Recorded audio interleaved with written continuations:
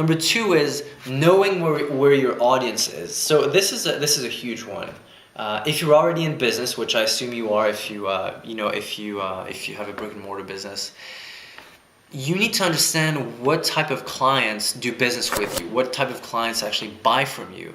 A lot of the time, when we board clients, and and we ask them like, who's your target customer, because that's how we can target them online, right?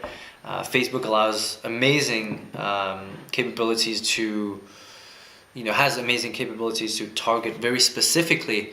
But of course, you need to know what to search for. So you really need to know who your ideal client, or what your demographic is, what your target market is. And you want to go as narrow as possible. If this was your target market, you definitely, first of all, you don't have the power or the budget to advertise to everyone. And also, you're going to have to advertise very differently to someone who's a single mom, a single dad, divorced, the younger generation, the older generation, males, females.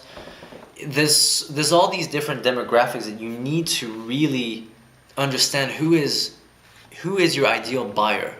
And the only way you can do that is by doing research within your customer base. So, it'll take some time, maybe just having a look at the ages, who's, if it's 30 to 40, let's see, you have like 60% of men who are like 30 to 40, and then the other 40% are women from, 50 to 55. You need to know what your demographic is, what their interests are, because when you'll start advertising, which is something we'll get into, you need to really be able to narrow those categories. And what happens is you usually have several different, verticals, right? Even if you're selling one product, you'll have different audiences. But the last thing you want is, when I ask you what's your ideal customer, the last thing you want to answer is I don't know, or well, pretty much everyone, because that's ridiculous. No one is a customer of everything. Even if people own the product, they buy it for different reasons. So you need to know every demographic. You need to narrow it down, so you can place advertising and marketing messages specifically for that demographic. So that's number two, really understanding who is your ideal customer and being able, immediately to answer who do you want to target online, right? So that's number two. Knowing who your audience is. That's kind of number two. And 2B is knowing where they spend their time. And this is crucial for social media. It's funny.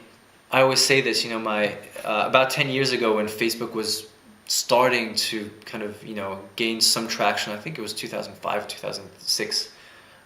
I don't remember the exact year, but it was funny because, I remember friends telling me, oh yeah, this new Facebook thing is coming out. Yeah, what do you think? And I was like, I don't know. It was so new at that point that, I remember High Five, which was another social network that came out around 2004, maybe 2003, I think 2004, and that really gained traction.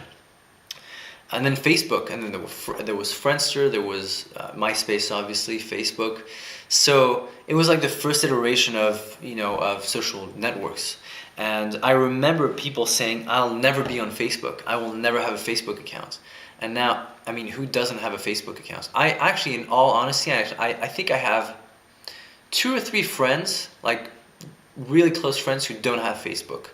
But I would say less than 1% of the people I know don't have Facebook. Maybe less than, 5% at most. But Facebook has 1.4 billion users now. So you need to know where your audience is. So if you're selling to teenagers, for example, you need to be on Snapchat. You need to be on Vine, because and also on Instagram. Those 3 platforms, really have the majority of that market share. So, and if you're selling to, B2B, for example, to professionals, you need to be on LinkedIn.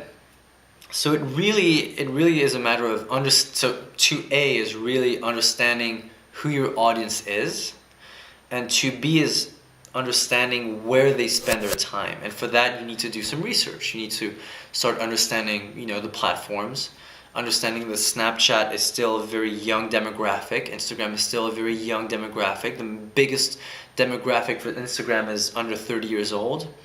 The biggest demographic for Pinterest is over 40 years old. So, it's a different demographic. LinkedIn is the biggest demographic is people who earn at least $75,000 and more a year. So every platform is different, and you need to first of all understand who your market is, and then see kind of where they spend their time.